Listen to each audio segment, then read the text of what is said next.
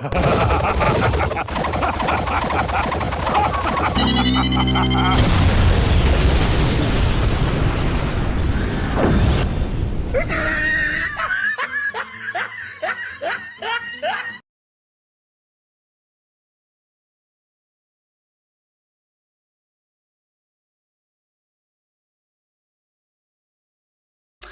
everyone, I'm Geek Freak and welcome to the video. Today I'm going to be reacting to Screw Attacks, Death Battle, Crash vs Spyro. Ooh, classics. So if you guys haven't seen this video, make sure you go and watch that video first. As soon as you've done that, come back, watch this. So that's it, let me continue. Okay, I'll be honest, when I was a kid, I would always used to play Spyro the Dragon mode because, I mean, okay, I'm going to start off with this. I don't hate either character, but I do prefer Spyro over Crash Bandicoot, simply because... Oh, never mind, sorry. So simply because, well, is the thing with Crash Bandicoot. Even though, alright, the old ones, the old PlayStation 1s, PlayStation 2s, all that sort of stuff. The Crash Bandicoot, from what I can remember, Crash Bandicoot would just always go in a straight line. It's like, okay, we're gonna run in a straight line. I mean, it's not like, you know, like a side scroll. It's more like it's like going like that way, and even though that was fine and stuff, and you know, some of you might say, oh, you can go sideways as well. Yeah, I'm talking about like the old PlayStation 1 games. I mean, I've only ever played Crash Bandicoot once. I mean, it wasn't bad. It just, you know, just didn't, you know, tickle my fancy. But saying that, I mean, he's a fun character. I mean, don't get me wrong. He's very fun. But I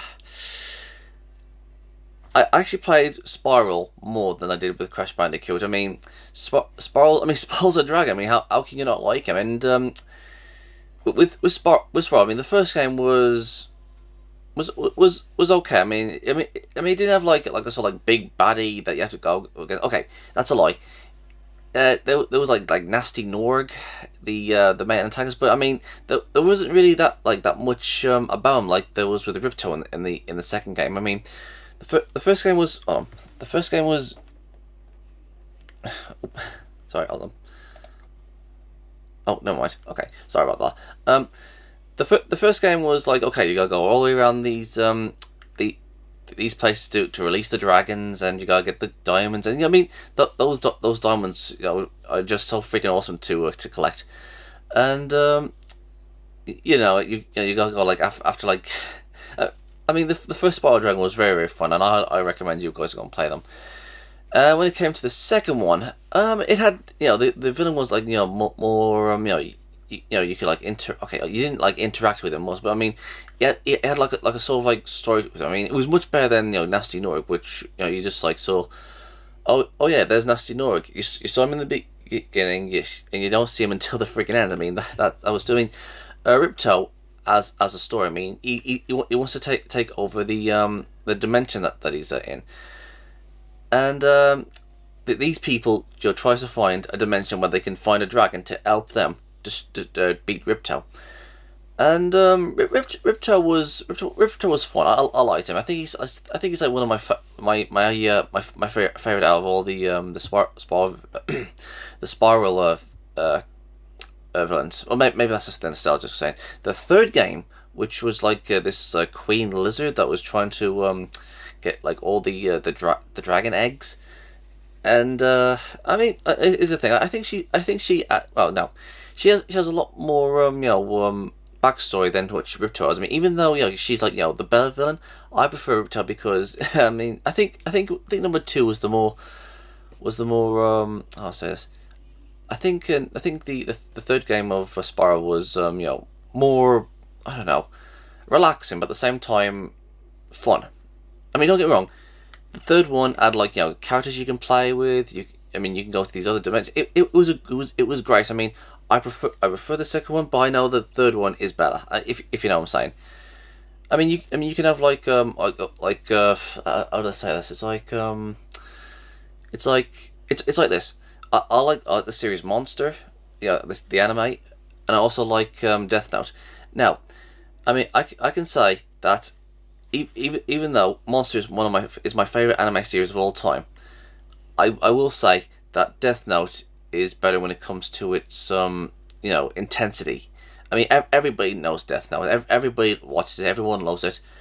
But for me, even though sorry, I got that wrong. I mean, even though I know Death Note is a fantastic freaking series. I mean, it's great and all that stuff. I prefer Monster than I do to Death Note. Even though I love Death Note very much, Monster is just a wonderful series, and I highly recommend it. Anyways, I mean, the point what I'm trying to get across. I'm talking too much. Yeah, the point what I'm trying to get across is actually, I've gone off the Spyro. We was talking about Spyro, not Monster or Death Note. Okay, so from what I can remember, the Spyro games when it came onto the PS1, there was this one game that nobody liked. There was this one game that on the PlayStation 2 where I had to go and look for the dragonflies. I mean, that was just terrible. That was a terrible game. Was it the one with the I can't remember which one it was. I mean, but nobody liked it. So anyways, what can Spyro do? I mean, he can fly. He's got like the fire blast thingy. What else? He's got Sparks, the dragonfly, and yeah. I mean, I can't remember anything else other than that. I mean, I'll have to see until we get to the thing. As for Crash, he's got like that voodoo mask that helps him. He can spin around. He can jump. What else can he do? I'll be honest. I've completely forgot what other abilities he can do. I mean, even though these guys aren't as like popular as Sonic or Mario, I mean, these guys are like the like a sort of like secondary characters that people know about. These people these characters are like the Sonic and Mario of being secondary. I mean, they're not as big as those two, but I mean, they're still fun, but by some chance.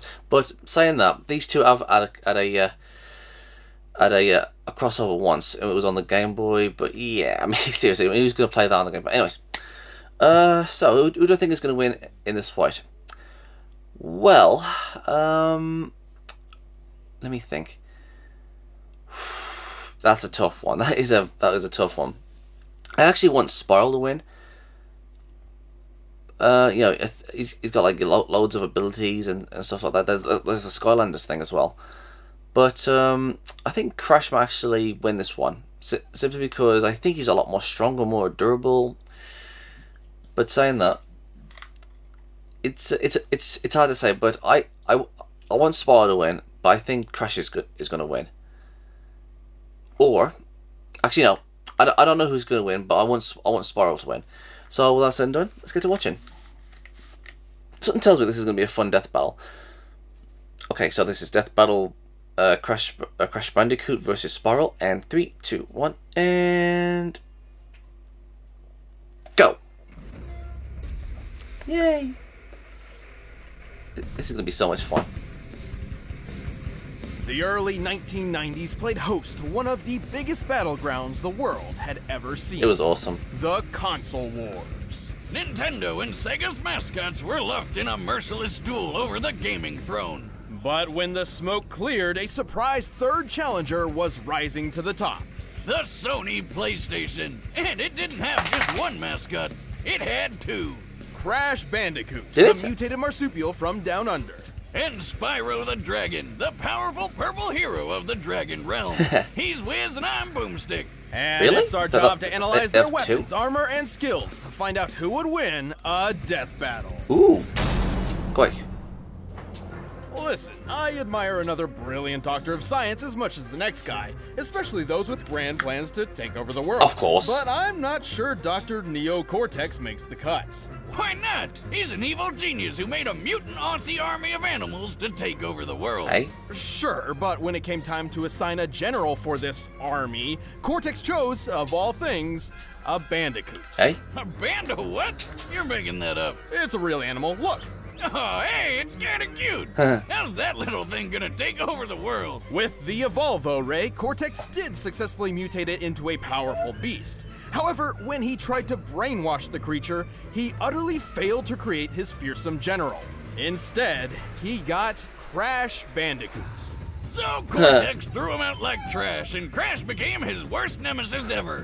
Which I never is knew that. super embarrassing, because this Crash is a few snags short of a Barbie. But his physical abilities make up for Hold it. on. He's got parkour skills like nobody's business. Which is appropriate, as bandicoots are excellent jumpers, similar to their marsupial cousin, the kangaroo. He's got superhuman strength, and can take a big hit and just keep on going, like Ouch. an Energizer bunny of pain. Crash can double jump in midair, slide incredible distances, and use Crash Dash to boost his speed. Hey? He's also tapped into Mojo, a magic substance that's basically life energy, to enhance his battle techniques. Ooh. He's got his Norris Roundhouse and Triple Dragon, but his favorite Tornado, move is Mojo. the Cyclone Spin. He can even give this move a boost Like a for Tasman- the Death Tasman- Tornado technique, though this can leave him dizzy and prone to counterattacks. Still, these brutal moves proved incredibly useful for rescuing his fellow mutant bandicoot girlfriend, Tawna. Oh, why does she look like that? She's like really hot, but also not at the same time? I'm really confused. I thought that was his. I thought that was her While brother. Crash's natural abilities were enough to save her, his I thought that was future his battles with sister. Cortex would require more sophisticated tools. Yeah, like the Rad Copter Pack. He's even got himself the unicorn of motorsports, the space motorcycle. What I Okay, that's wouldn't fun. give for one of those.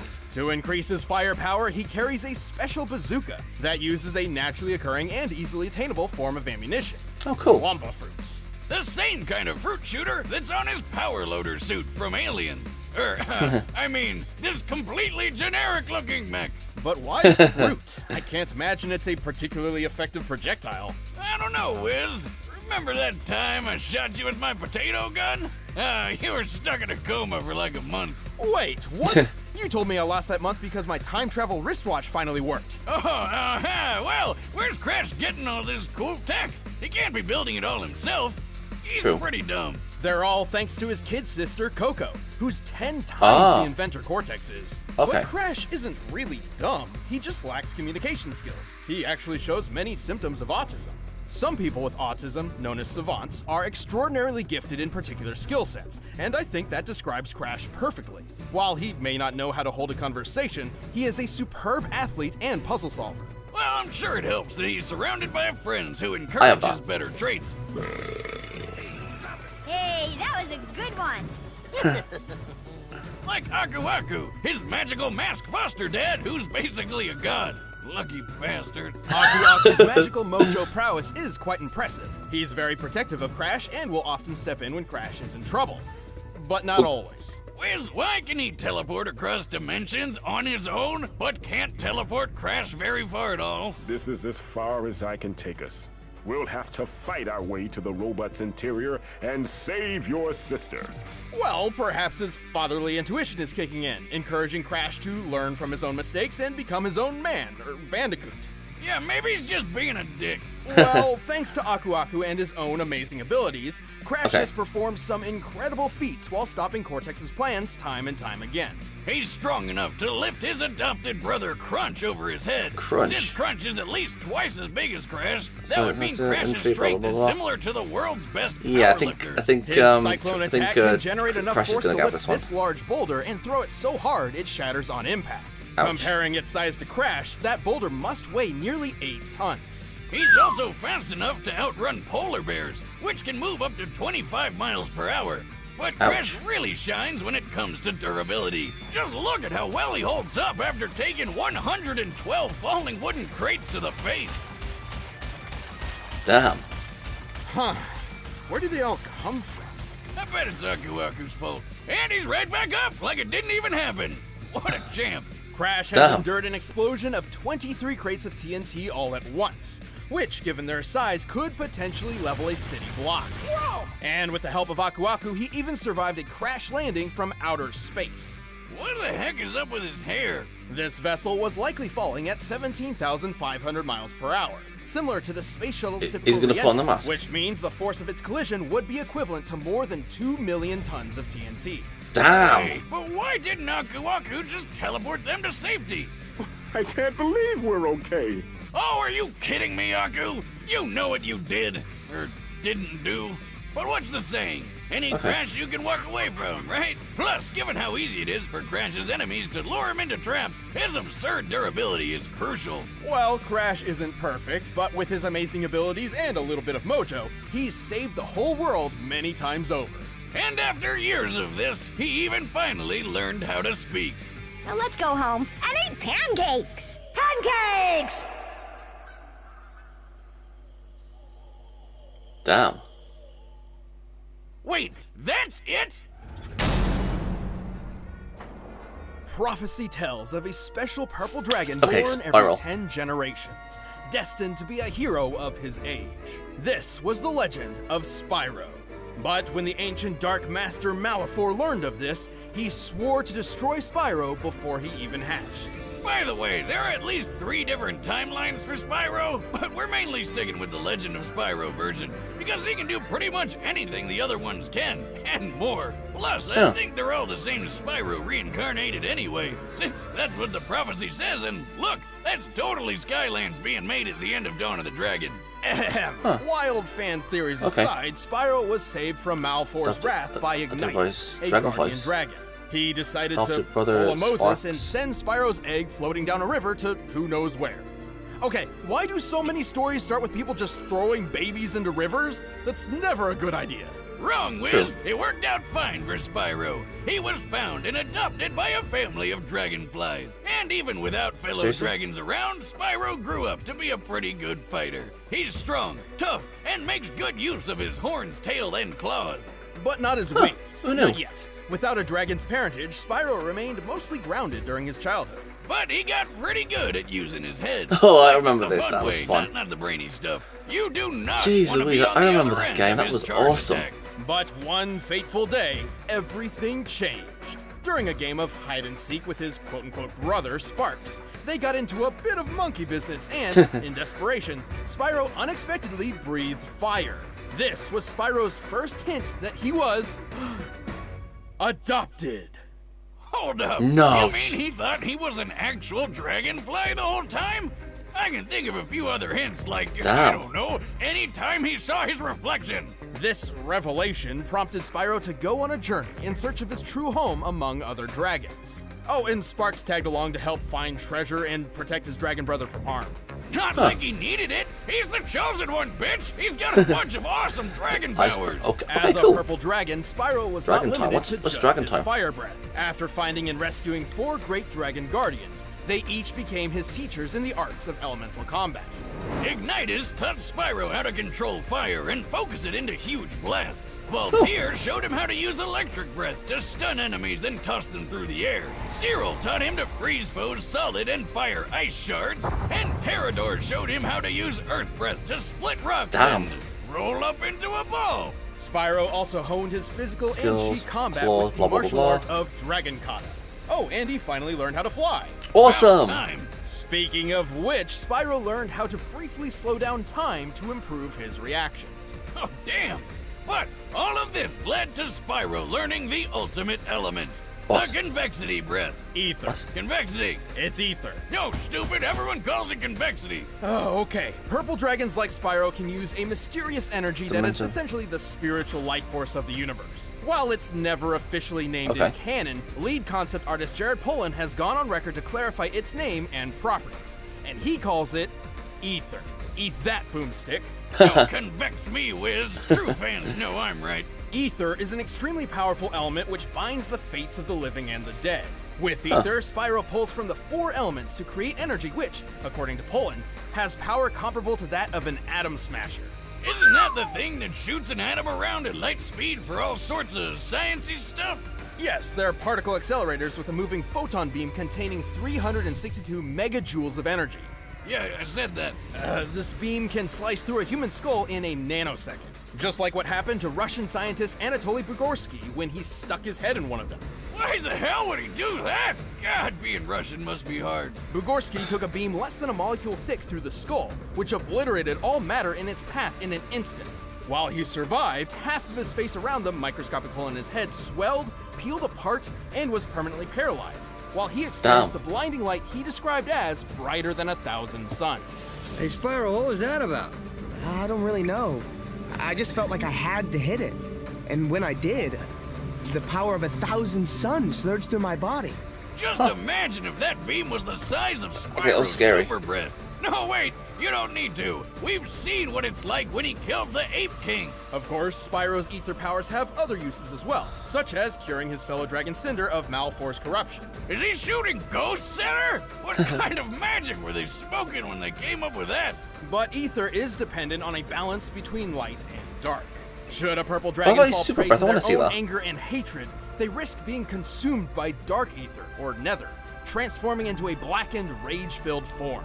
Spyro's a really nice guy, but as Dark Spyro, he lets loose. He's stronger, faster, and way more violent. Come on. Unfortunately, when Spyro's consumed by dark ether, he cannot return to his old self on his own. But with friends like Sparks and Cinder at his side, he's always found his way back. Through the power of love. Right, Spyro? You gotta believe. With all these powers That's at his awesome. claw tips, Spyro is a force to be reckoned with. He's pretty quick, outracing Okay. biplanes that can fly Blah, over blah, push statues, 159 miles per hour. He's pushed a gold statue about twice his size, and he's pretty tough, claiming his scales are impenetrable. So Damn. I'm electricity proof too? I knew my scales were impenetrable, but now this? A bold claim, but let's look at the facts. What the hell is Spyro that once thing? took a punch from this massive magma golem, which then lost its arm and replaced it with a cathedral tower. This cathedral Damn. is very similar in size to St. Stephen's Basilica, a Roman Catholic church in Budapest, Hungary. By taking the height, length, and depth of the basilica and adjusting for empty space, we can estimate the arm's mass to weigh over 400,000 tons. Assuming a low-end punching speed of 15 miles per hour, that of the average humans, the golem must have hit with at least 1.9 million tons of force. And after getting all these powers, saving the dragons, and defeating the Dark Master himself, Spyro tapped into ether one last time to literally pull the exploding planet back together. What?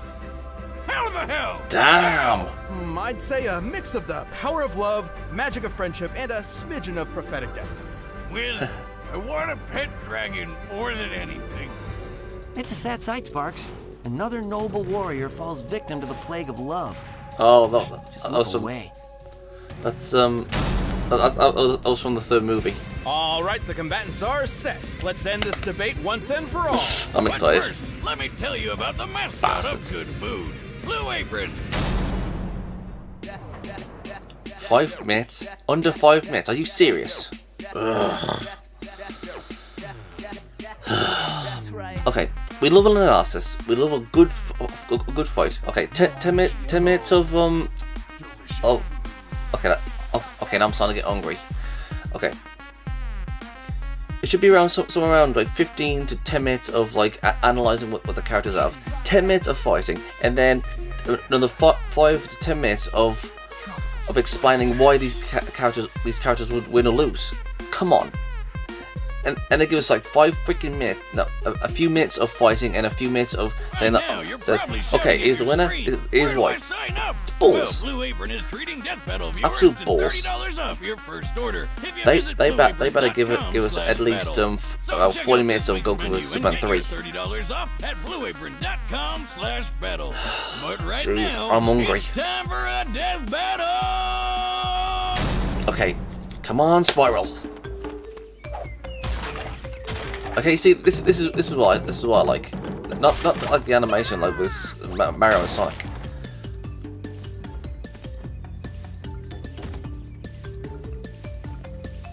Weird.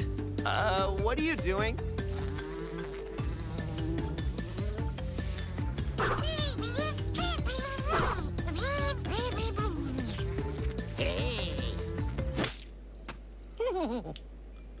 Sparks! No! Ooh. Oh, here we go. Oh, damn.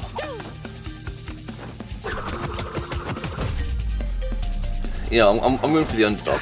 Go Crash. All right. You asked for it. Fire! That was cool. Boom, boom. What the hell? Falcon! Punch! Yes. Crash doesn't stand a chance.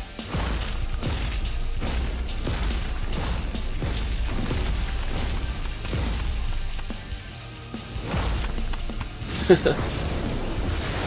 the hell? Go Crash.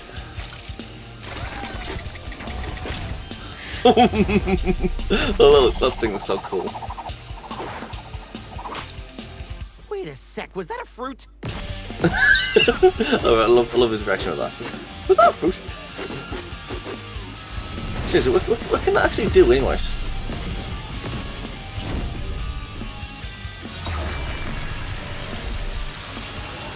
Oh no. He's done. He's done. He's done.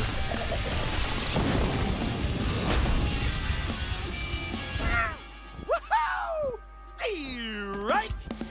That was awesome. Okay, man. Where do you keep finding these things? That's what I was thinking.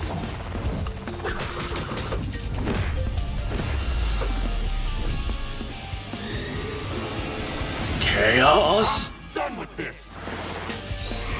That's scary.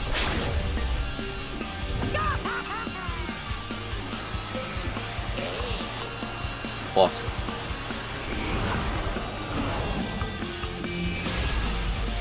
And he's done.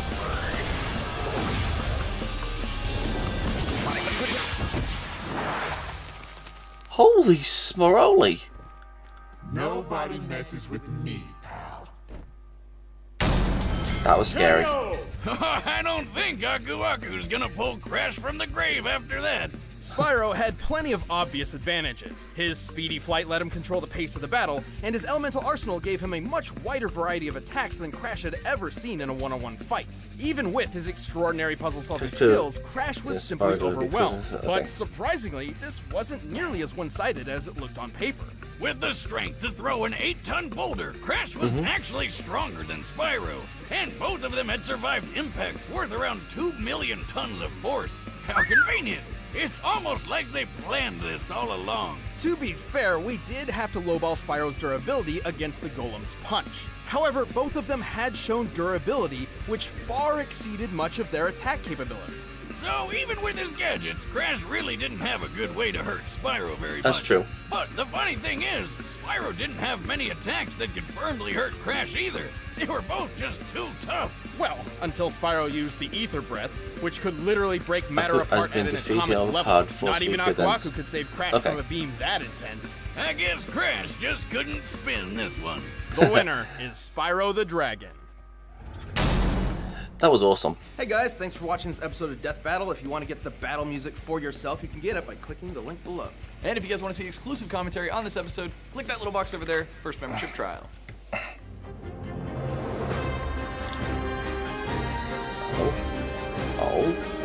I love Kingdom Hearts. That was a great game when I was playing when I was young. Okay, that was kind of one-sided. I mean, come on, you guys have to admit, too much one-sided. Okay, if Spyro, I'll say it again, if Crash ever gets a power that's similar or even more powerful than what Spyro has, I want to see a rematch. That would be awesome. Okay, what can I suggest for a fight? Okay, okay, I'm gonna say this too. Actually, no, I'm gonna wait until okay. Okay. I'm happy that Spyro won, but at the same time, I'm sad that Crash lost. Poor guy. What do you guys think? So, the next fight, Sora versus Pit. You have to admit the car look the same if you really look at them. So I really got nothing else to say. But what can I suggest for a fight?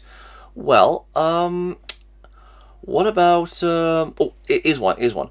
What about, hear me on this, what about Venom versus Guyver? Now some of you are thinking, what the hell's Guyver? Okay, If you guys look up what was it again? I can't remember the name. The Guyver, the bio engineer. I can't remember what full name was. Where is it? Where is it? Oh, there it is. Yeah, okay. If you just look up the word Guyver, and you guys will know what I'm talking about. I mean, some people can't don't remember what's called. But I mean, when I was growing up, it was like 2005, and this was like one of the first anime I watched on TV, and it was really good. Okay, this was during the times where anime wasn't high school was the main focus, and it didn't have like these comedy and moe stuff and all. So I mean, Guyver was like shit. But when I was young, okay, pardon my friends, I do apologize. But yeah, I recommend these two. I mean, both the Guyver and Venom are well, they're both symbiotes. They attach themselves to other people to either give them energy, or I mean, this is a perfect opportunity. Venom versus the Guyver.